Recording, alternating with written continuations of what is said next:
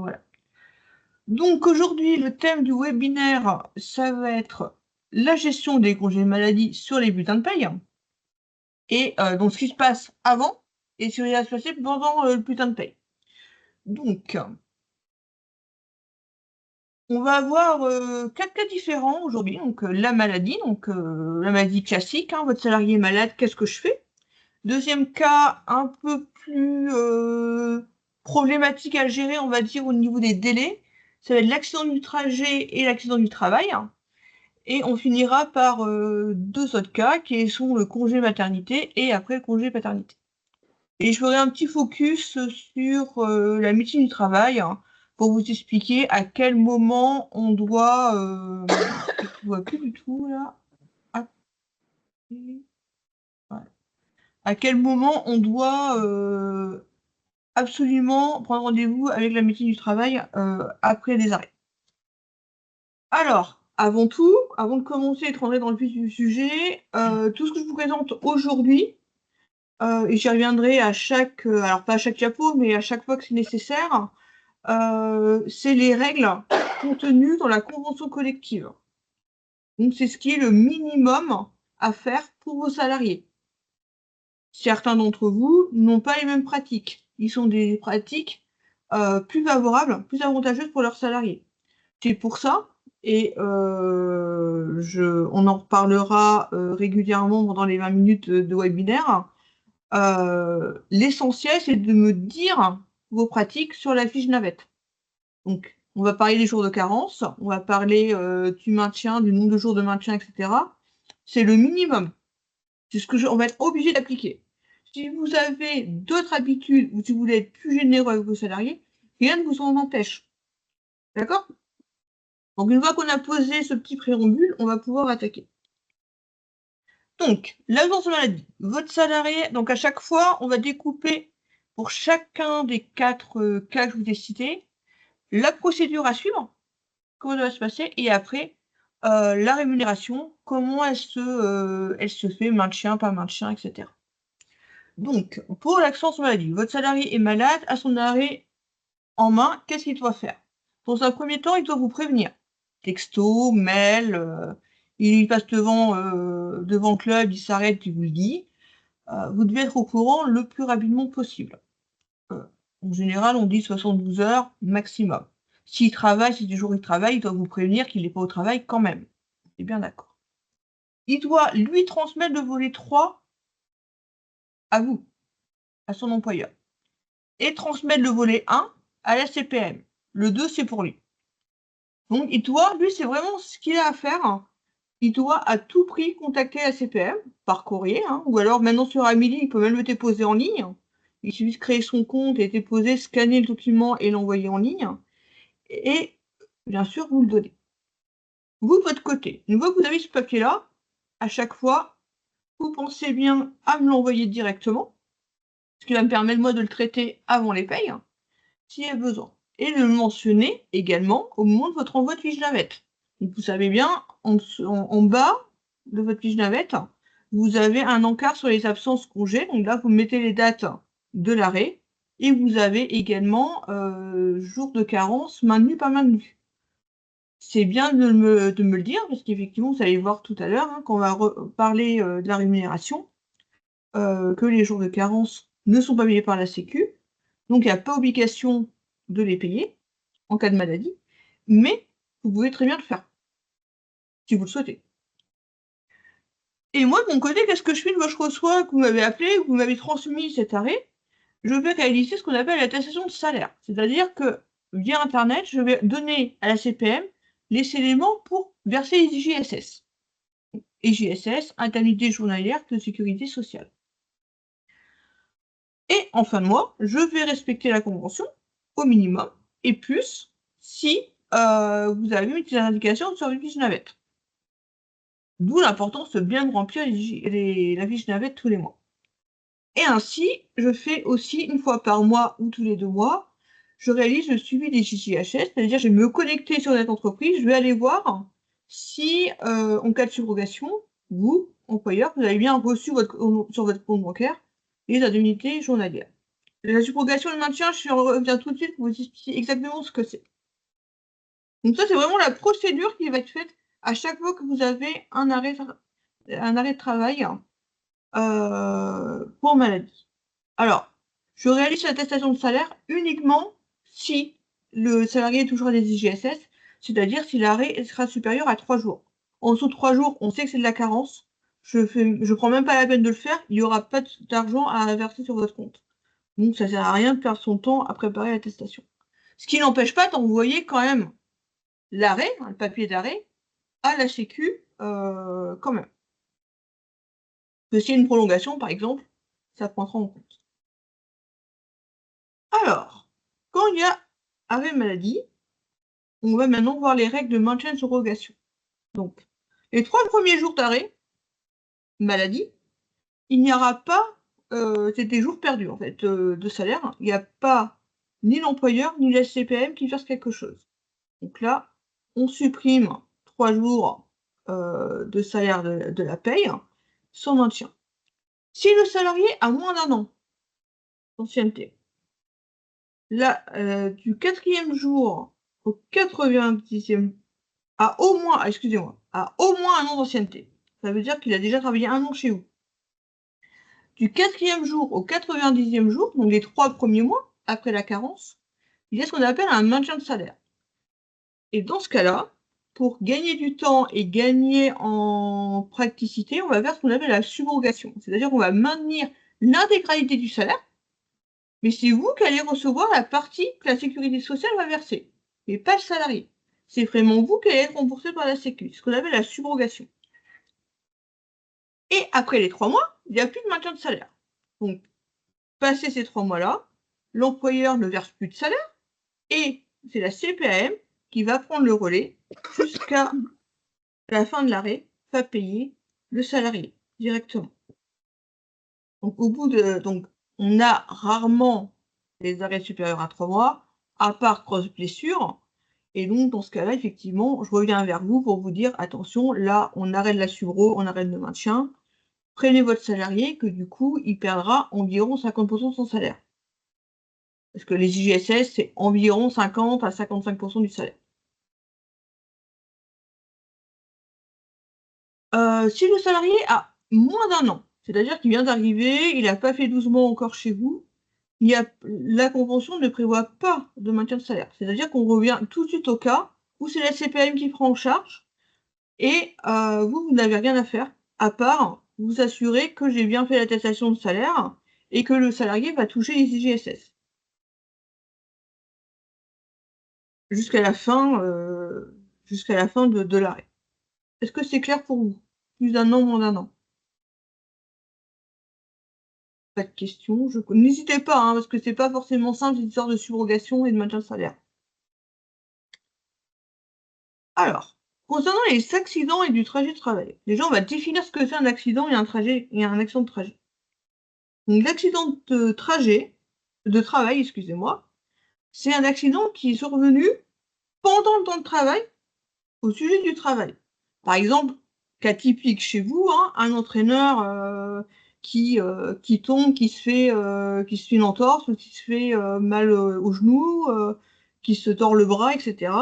C'est typiquement un accident du travail. L'accident du trajet, il est un petit peu plus compliqué à définir et à cerner. Alors je vous donne la définition exacte et après je vous explique en fait ce qui ne rentre pas dedans, comme ça vous allez mieux comprendre. C'est un accident survenu pendant le trajet aller ou retour entre le lieu de travail et la résidence ou le lieu de restauration du salarié. Si par exemple le midi, il mange toujours au même endroit. Le salarié doit apporter 4 éléments en preuve. Déjà que c'est un accident, ça c'est logique.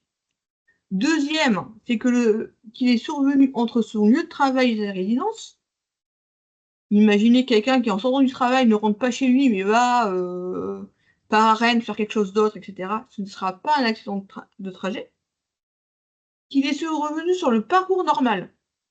Alors le parcours normal, ça va être le parcours qu'il fait habituellement pour se rendre au boulot. Si par hasard, je sais pas, hein, de Saint-Brie, de Ploufragan où on est, il habite Lamballe et qu'il prend la 4 voies tous les jours, et que là, pour X raisons, il a décidé de prendre les petites routes, ce n'est plus son trajet habituel. Encore faut-il réussir à prouver que c'est plus son trajet habituel. Je vous l'accorde. Et enfin, qu'il est intervenu dans son temps normal de trajet. S'il part du boulot tous les jours à 16h30 et qu'il arrive chez lui vers 17h, il a une demi-heure de trajet, mais que l'accident de travail a lieu à 17h30, donc une demi-heure plus tard, il s'est peut-être arrêté de faire une course, il a peut-être fait quelque chose entre deux, sûrement d'ailleurs, ce n'est plus considéré comme du temps habituel de trajet. Donc ce ne sera pas un accident de trajet. Donc c'est des cas un peu particuliers, les accidents de trajet. C'est pour ça qu'on est super vigilant à bien qualifier et bien avoir ces 4 points avant de faire les déclarations. Vous avez des questions sur cette définition-là? Vous êtes super sage. Alors, la procédure est un peu différente que... Sophie, il y a une main levée. Ah, Elsa, je t'écoute. Est-ce que concernant l'accident de trajet, est-ce qu'il est intéressant ou pas de le préciser éventuellement sur le contrat en faisant une espèce d'estimation de ton lieu de travail à ton domicile il y a 15 minutes et au-delà de 15 minutes, tu n'es plus considéré sur ton trajet. Est-ce que c'est une Non, parce possibilité? qu'il peut y avoir des bouchons, il peut y avoir un accident, tu vois, il peut y avoir des circonstances exceptionnelles qui font que c'est quand même ton temps de trajet, on va dire, habituel ce jour-là. Par exemple, c'est vraiment... Alors, exemple typique, hein, je vous cite un cas qui m'était arrivé en cabinet comptable. L'accident de trajet avait été refusé par la CPM parce qu'en fait, donc accident de voiture, hein, et la personne s'était arrêtée à la boulangerie prendre son pain en rentrant. Il s'avère retrouver le pain, le petit gâteau, etc. qui va bien, totalement écrasé dans la voiture. Et donc, c'était plus considéré comme le trajet habituel vu qu'ils étaient arrêtés. Donc, c'est vraiment des cas très particuliers et l'accident de trajet, alors, j'en ai pas encore eu depuis que je suis ici, mais c'est des choses qu'on essaie vraiment de cadrer et on fait une lettre, en fait, en général, hein, à la CPM en expliquant les circonstances et après, derrière, ils nous posent des questions pour régler ça. Non, dans les contrats de travail, on ne met pas parce qu'il peut y avoir tellement d'imprévus sur la route. Au final, ce qui est habituel, finalement, n'est pas vraiment habituel. Il suffit qu'il y ait des travaux pendant 3 mois sur le pont à Saint-Brieuc, on va pas faire un avenant, quoi. Oui, ok, d'accord. Ouais, c'est vraiment à l'appréciation. Ouais, à l'appréciation. Ok, d'accord, merci. De rien. Donc, la procédure.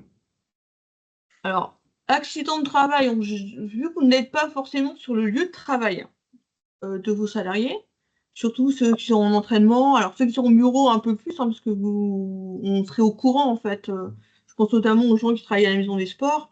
Il y a un accident qui se passe dans la maison des sports, je vais être très vite au courant. Par contre, quelqu'un qui se blesse dans un gymnase ou sur un lieu d'intervention, hein, d'activité, vous, employeur, vous allez peut-être pas être au courant à l'instant T. Il a 24 heures pour vous prévenir. Lui ou un de ses proches. Si le gars est à l'hôpital parce qu'il a une grosse entorse, il a super mal, ou il doit se faire opérer, etc., c'est peut-être pas lui qui va vous prévenir. C'est peut-être son conjoint, sa conjointe, peu importe. Mais faites bien passer le mot, hein. Peut-être un petit rappel à vos salariés qu'en cas d'accident, ils doivent à tout prix vous prévenir dans les 24 heures. Parce que nous, on a un délai de 48 heures pour faire la déclaration d'accident de travail. Donc ça, c'est un document qu'on ne fait que en cas d'accident de travail et d'accident de trajet. Et donc, dès que vous êtes au courant, vous prenez un maximum d'infos. Vous demandez la date, le lieu, les circonstances exactes. Vous le faites parler à un maximum qui vous raconte vraiment tout ce qui s'est passé, s'il est en capacité, hein, bien sûr. Tout ce qui s'est passé. S'il a mal à la tête, s'il a mal au ventre, s'il a envie de vomir, bref, tout ce que vous pouvez. Vous notez tout. Et après, si c'est dans les heures de travail, vous m'appelez direct. Sinon, vous me rappelez dès le lendemain qu'on passe ensemble par téléphone l'attestation d'accident du travail en ligne. Alors, Moi, c'est un imprimé que j'ai l'habitude de remplir, donc c'est pour ça que je vous propose de le faire avec vous, parce qu'en plus, vous n'avez pas forcément vos codes net entreprise à disposition, votre espace ouvert, mais je le fais avec vous par téléphone, parce que du coup, je vais vous poser plein de questions. Notamment, est-ce qu'il y a eu des témoins? Est-ce que la police est venue? Voilà. C'est pour ça que c'est important que vous ayez un dialogue, soit avec le conjoint, soit le père, la mère, peu importe, la personne qui vous est au téléphone, qui vous raconte tout, prenez tout en note, et après on va pouvoir faire cette déclaration. Alors pourquoi c'est tellement important? C'est qu'après la CPM va devoir voir les suites, hein, prend en charge l'intégralité de l'arrêt et des conséquences de cet arrêt. C'est-à-dire que la personne, suite à cette déclaration, va avoir ce qu'on appelle une feuille de soins, qui est une feuille A4 un peu bleutée, qui voudra transmettre directement à votre salarié. C'est pour ça que c'est important de bien respecter les délais, parce qu'il faut que tout soit sur cette feuille de soins, et il n'a rien à débourser. Il va avancer 0 frais, vu que c'est un accident du travail. Et s'il est en arrêt, suite à cet accident, si c'est un peu grave qu'il est en arrêt, il aura un arrêt de travail, et comme pour la maladie, vous me transmettez que je fasse des attestations de salaire. Qui dit accident du travail, dit pas forcément arrêt derrière. S'il tombe, il a mal sur le coup, on fait une déclaration, de toute façon, et il dit non, je vais pas aller voir le médecin, ça va, franchement, je me sens pas trop mal aujourd'hui, et tout, on verra plus tard. Les gens un peu têtus qui veulent pas consulter, etc., on en connaît tous. Et du coup, mais 2-3 jours plus tard, il a toujours super mal au dos, votre gars, et il va consulter. Ça sera quand même un arrêt d'accident du travail, si c'est dû à la chute. C'est pour ça que c'est important qu'il vous signale, on va dire, tout ce qui est douleur physique, ou chute, ou etc. Qu'on soit dans la prévention, et qu'on soit... Faut mieux faire une déclaration d'intérêt pour rien, qu'on passe un quart d'heure à savoir ce qui s'est passé à lire la déclaration, que se dire, ben, on aurait dû la faire, on est hors délai, et du coup, on risque d'être embêté par la CPM. Ok? Donc, soyez vigilants, je préfère en faire plus que pas assez. Alors, au niveau de ce qui se passe sur les règles de maintien et de subrogation, là, on parle plus de carence, on parle plus d'ancienneté. Dès qu'il est chez vous, il est couvert pour les actions du travail et du trajet. C'est-à-dire qu'il y aura un maintien et subrogation pendant, pas 3 mois cette fois-ci, mais 6 mois. D'accord? On prolonge le temps pour protéger au maximum le salarié. Donc c'est pareil, hein, pendant les 6 premiers mois, l'employeur maintient l'intégralité du salaire et vous percevez les IGSS grâce à la subrogation. Et à partir, si l'arrêt dure plus de 6 mois, alors, ce qui ne m'est jamais arrivé, mais voilà, l'employeur ne verse plus et c'est la CPM qui verse directement au salarié. Est-ce que vous avez des questions sur l'accident du travail ou trajet? Non, ça vous paraît clair? Pour la maternité, donc ça c'est plutôt une bonne nouvelle, même si des fois ça peut désorganiser un peu vos activités. Donc la salariée doit vous informer au minimum 15 jours avant son congé maternité. En général, dans nos activités plutôt physiques, pour la plupart des monitrices sportives et éducateurs sportifs, vous êtes au courant assez tôt parce que y a un arrêt de travail avant le congé maternité souvent, hein. Donc très tôt, ils vous disent qu'elles sont enceintes. Mais au plus tard, vous êtes au courant 15 jours. Donc certificat médical que bien sûr vous me transmettez parce que bien sûr, moi, il va falloir que je fasse une déclaration, qu'on me fasse le bulletin de salaire tenant compte de le congé de maternité et bien sûr qu'on fasse le suivi des IGSS. Toujours pareil, hein, vous m'envoyez la copie dès que vous l'avez et en fin de mois, un petit rappel sur la fiche navette. Alors pourquoi je vous demande un rappel sur la fiche navette? Tout simplement parce que maintenant j'ai plus de son dossier et que ça devient compliqué de me rappeler de tout si vous ne me le rappelez pas. Donc plus la fiche navette est bien remplie, moins on perd de temps à rechercher les mails antérieurs. Même si j'essaie de tout noter sur mes tableaux de suivi, etc., faut mieux être deux à y penser que moi tout seul dans mon coin, je peux zapper une info. Et donc, pour les règles de maintien et surrogation, il n'y a pas de condition d'ancienneté. Donc, on se retrouve un peu comme pour les athées, hein. Il n'y a pas de jour de carence. Donc, dès le premier jour de maternité, on fait le maintien. L'employeur maintient l'intégralité du salaire et bien sûr, la CPAM verse ses indemnités journalières à l'association. Donc là, on est dans un cas très favorable à la femme enceinte, comme le prévoit la loi. Une petite aparté sur le congé pathologique. Donc le congé pathologique, c'est un congé de 14 jours qui peut avoir lieu avant le congé maternité, en cas de fatigue, en cas de stress de la maman, etc. En général, il y a toujours le congé patho avant. Il est considéré comme le congé maternité.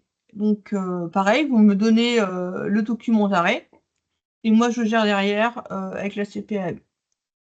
Il peut aussi y avoir un congé patho après le congé maternité, donc une prolongation en gros du congé maternité en cas de complications. L'accouchement s'est malheureusement mal passé, la maman est restée à l'hôpital pour X raisons, ou le bébé est hospitalisé. Le médecin peut décider sur justificatif. Par contre là, c'est moins facile de l'avoir après qu'avant. Vraiment des cas particuliers. Le congé pato, vous le transmettez et on prolongera évidemment le congé maternité. Alors, le congé paternité, il est un peu différent. Parce que le congé paternité, lui, suspend le contrat de travail. Alors, c'est les fameux maintenant 21 jours ou 28 jours hein, pour le papa à la naissance ou à l'accueil de l'enfant. Alors, on dit toujours naissance ou accueil de l'enfant parce que ce congé paternité est aussi valable en cas d'adoption. C'est des cas un peu particuliers, mais qu'on peut retrouver. Donc, n'hésitez pas à nous demander des infos pour qu'on puisse vous donner les bons renseignements. Donc, ça suspend le contrat de travail. C'est-à-dire que vous, pendant ce temps-là, il n'est plus salarié chez vous. Mais il s'engage à travailler nulle part. C'est-à-dire, pas chez vous, mais il ne va pas prendre un CDD pour dépanner un copain dans un autre club pendant ce temps-là. C'est vraiment des jours consacrés à la famille et à l'enfant. Donc, en fait, ça entraîne deux choses. Vu qu'il n'y a plus de contrat de travail, qu'il est suspendu, vous n'aurez plus de salaire. Et la CPM verse directement les indemnités aux salariés. Ça, c'est ce que je vous dis depuis tout à l'heure. C'est la loi, c'est la convention collective qui le prévoit. Après, on va dire que j'ai, sur le nombre de cas de paternité que j'ai à gérer ici, on va dire que 75%, il y a un maintien de salaire. Mais c'est un choix de l'employeur. Donc c'est pareil. En cas de paternité, vous ne savez pas ce qui a été fait avant, si vous êtes nouveau dans le bureau, etc. Je peux regarder s'il y a une intériorité, j'ai 10 ou 15 ans de paye, donc je peux aller voir. Et si le cas n'a pas été encore eu dans votre asso, c'est le moment de se poser la question. Qu'est-ce qu'on fait? Est-ce qu'on respecte au stricto sensu la loi? Suspension du contrat de travail et c'est géré par les CPM, ou est-ce que je fais un geste envers mon salarié? Moi, je n'ai pas de point de vue à vous donner, hein. C'est vraiment votre choix envers le salarié. Mais sachez que si vous le faites une fois, après, ça devient... on est juste avec les salariés, c'est-à-dire que si vous décidez de maintenir une fois le salaire en tant que maternité, je le ferai à chaque fois. Et vous allez me dire, ah oui, non, mais celui-là, il nous embête, on ne fait pas. Non. C'est du moment qu'on le fait pour un, on le fait pour tous. Elsa, tu as une question? Oui, s'il te plaît, puisque c'est un cas qui va nous arriver, puisque notre éducateur sportif va bientôt être papa. Et je voulais savoir s'il y avait quelque chose par rapport à l'ancienneté. Il n'y a Non. rien qui change, voilà, qui Il a soit le là. droit à son congé, quelle que soit l'ancienneté. Voilà, donc même si là, ce dont tu parles de si on veut lui faire un maintien de salaire ou quoi que ce soit, il n'y a pas d'obligation en soi par rapport même à l'ancienneté du salarié.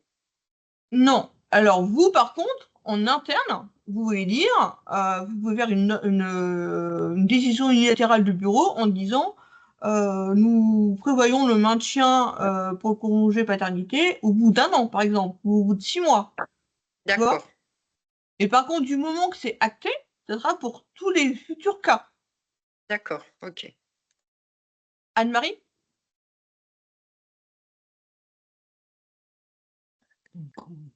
Tu as levé la main, mais je t'entends pas. Le micro est fermé.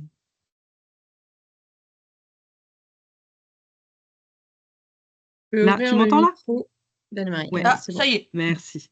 Oui, moi j'avais juste une question. Est-ce qu'il y a une différence de coût, du coup, si l'employeur choisit le maintien ou non? Oui. Parce que si tu fais le maintien, en fait, tu vas. Alors, les IJSS paternité, c'est environ, selon, parce qu'il y a des plafonds, donc je ne vais pas rentrer dans les détails, mais entre 50 et 55% du salaire. Si tu choisis de faire le maintien, tu vas payer la différence. D'accord. Et on Donc, il peut y a un faire coût. une estime. Ouais, il y a un coût, c'est pas intégralement prévu par. Non, le salarié perd de l'argent quand il est en congé paternité, parce qu'il touche les IJSS de la sécurité sociale. Les IJSS ne reprennent pas 100% du salaire. D'accord. Et on peut faire une estimation du coût pour l'employeur? Oui, On peut trouver ça. on peut. D'accord. Alors, il y a Et des simulateurs, il y a des simulateurs sur le site de la CPM, mais sinon, tu descends voir et on regarde ça ensemble. ouais, parce que c'est une info intéressante à donner quand même aux élus, parce que je savais pas que les IJ ne prenaient pas 100% là-dessus. Ok. Faudra qu'on regarde en simulation, mais on doit être à 70%, il me semble, sur les IJSS de base. Mais il faudra qu'on Donc, refasse une. d'accord. Donc, c'est un coût de 30% pour l'employeur Grosso modo, faut que de je faire le vérifie les choix du données, il maintien. faut qu'on fasse Ouais. une simulation sur le site de la CPM, mais c'est un coût pour l'employeur si vous choisissez le maintien. D'accord. Ah ouais, ouais, je vais regarder de ce côté-là. Ok, merci. De rien. Avez-vous d'autres questions? Non. Alors, je reviens sur juste la diapo d'avant. Alors, comment je fais? Voilà. Non, c'est la diapo d'après, là. Bah non, je l'ai pas mis.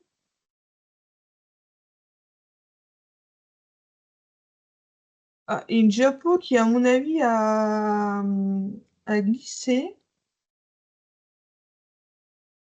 Alors, attendez. J'ai fait une bêtise sur mon diaporama ce matin, je pense. Ah non, elle est là. Comment je fais pour la mettre en grand?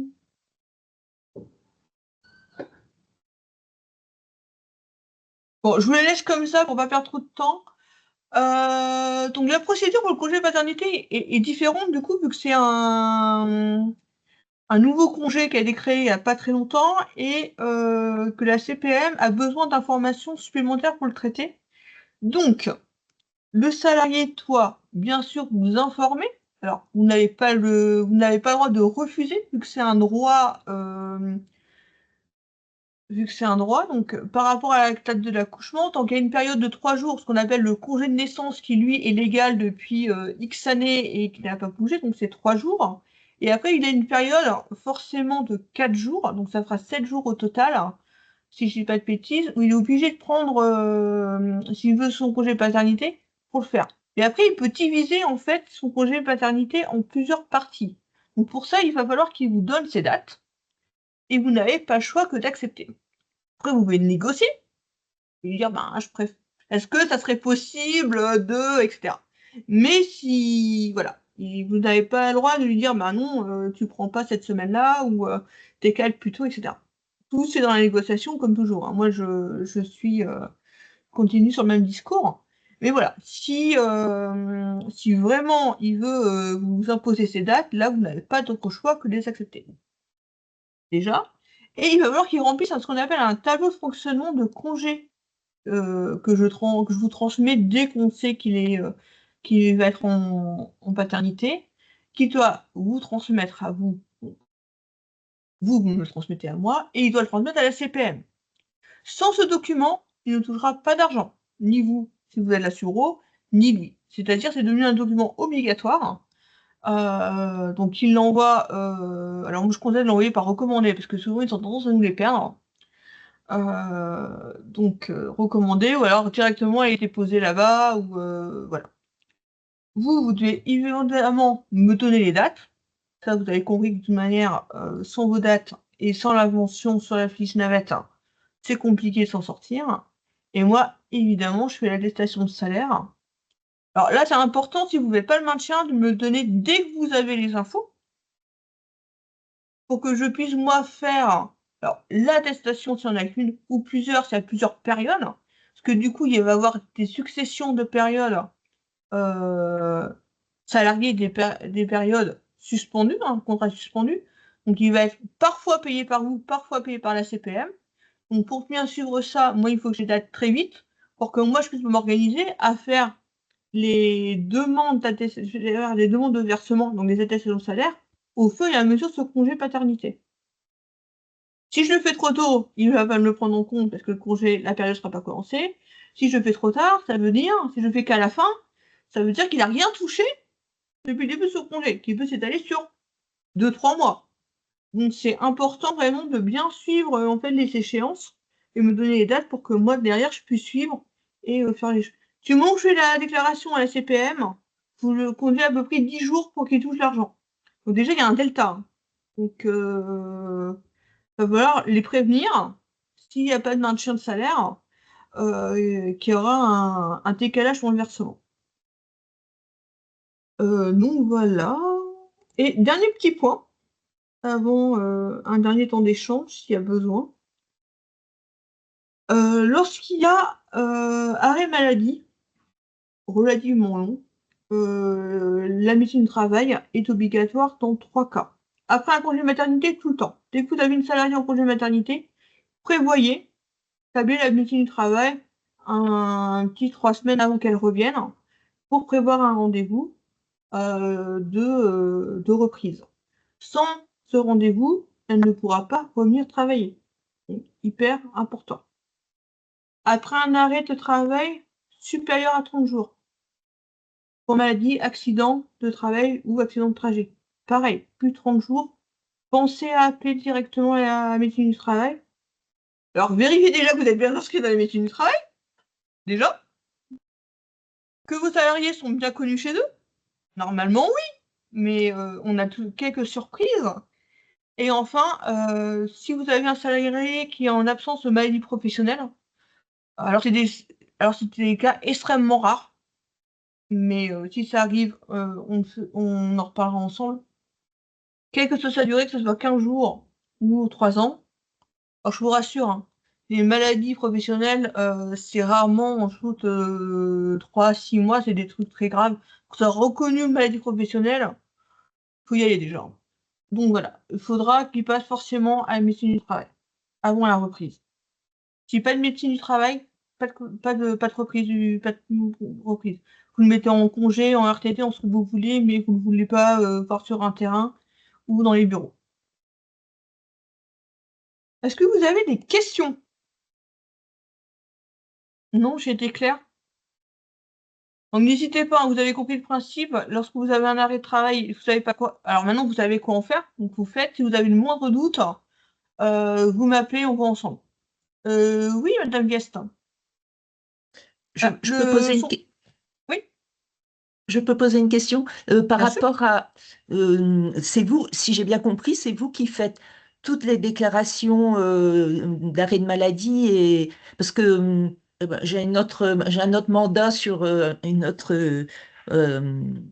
un autre département et autant c'est le service CRIB qui fait la feuille d'attestation, mais je dois passer par Net Entreprise pour faire mes déclarations. Alors Est-ce moi je que... le fais parce que alors par simplicité en fait, parce que vous n'êtes pas forcément des spécialistes. Non, c'est pas facile, non. Et moi je considère que ça fait purement partie du travail de gestionnaire de paie de gérer les maladies et de gérer les attestations. D'accord. Donc je le fais. Après si vous aimez le faire et que vous voulez le faire, moi je vois pas d'inconvénient. Vous m'envoyez une copie, c'est très bien. Mais n'hésitez pas, moi, à me les envoyer, je le fais sans problème. Très bien, merci. De rien. Véronique. Bonjour, oui, vous Bonjour. m'entendez? Oui, très bien. Oui, très bien. Moi, ça concerne donc des précisions sur le congé paternité au cas où. En fait, ce congé, il peut être pris en plusieurs fois, mais est-ce qu'il y a des règles précises?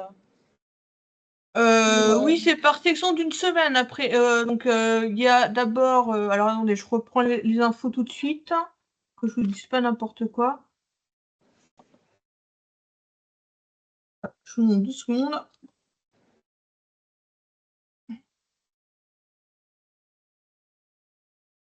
J'ai du mal à intégrer la règle exacte.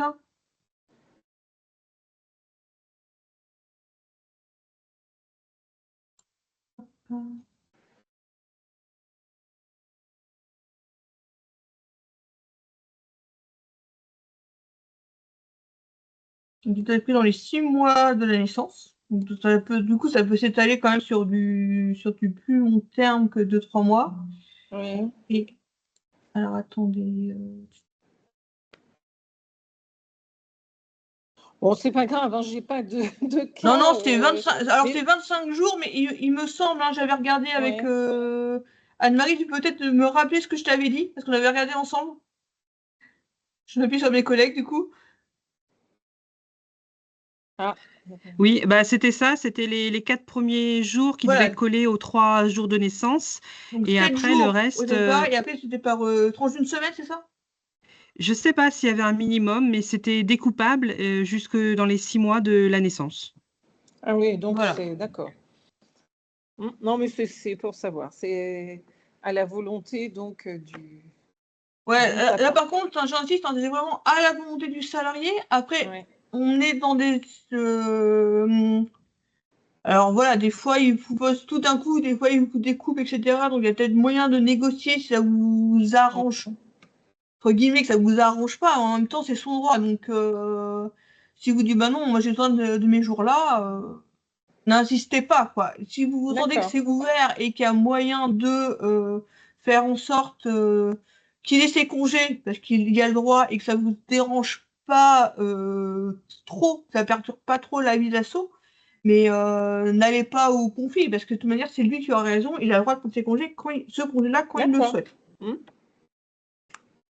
Elsa,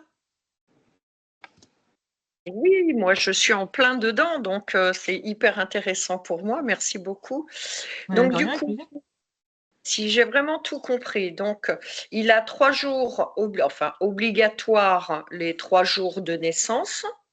Au moment de la naissance de l'enfant, c'est-à-dire Oui. soit le jour même ou le lendemain.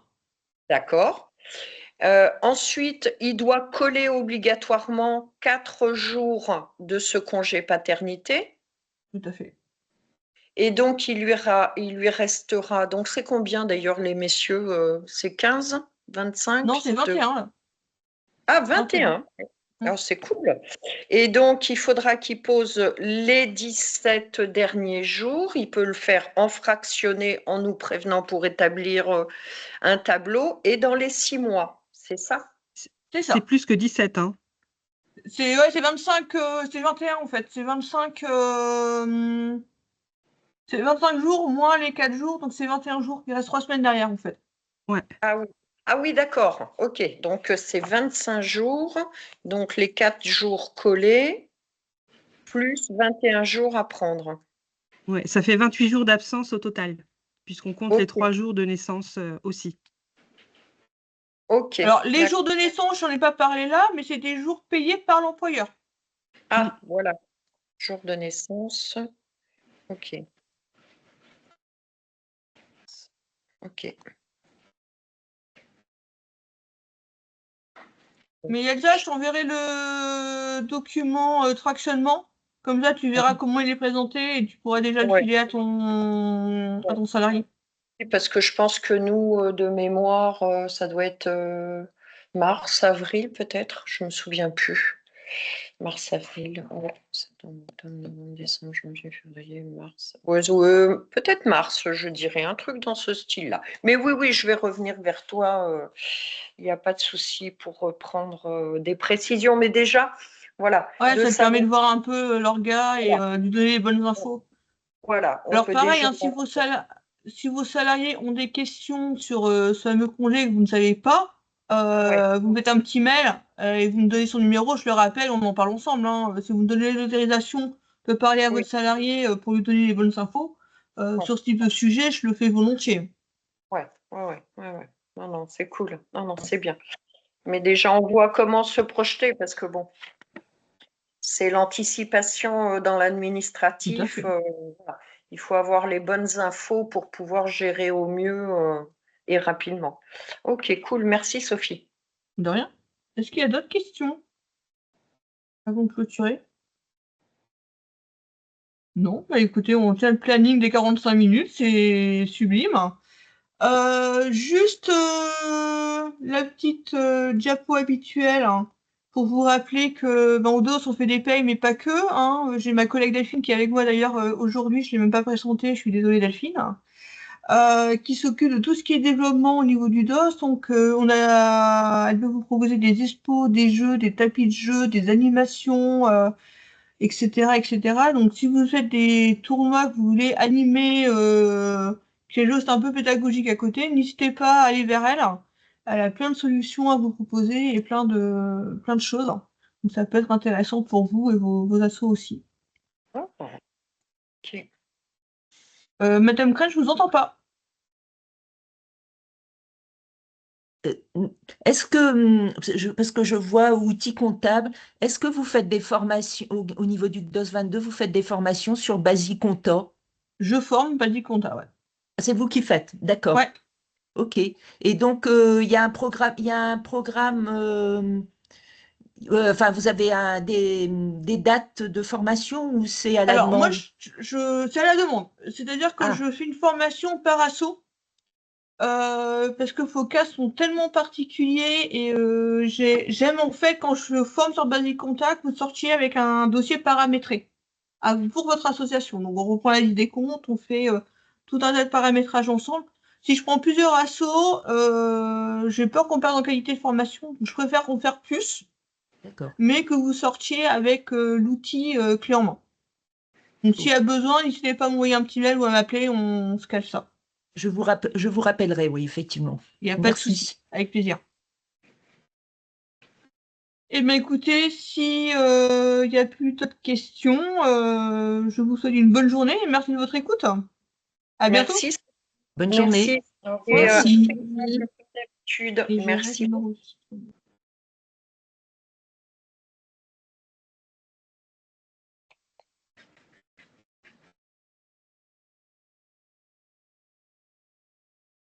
Bon Hein? match ce Ah non, soir. je suis encore là. Ben oui, Hop, je je sais. m'en vais. Au Bon revoir. match pour ce soir. Au revoir.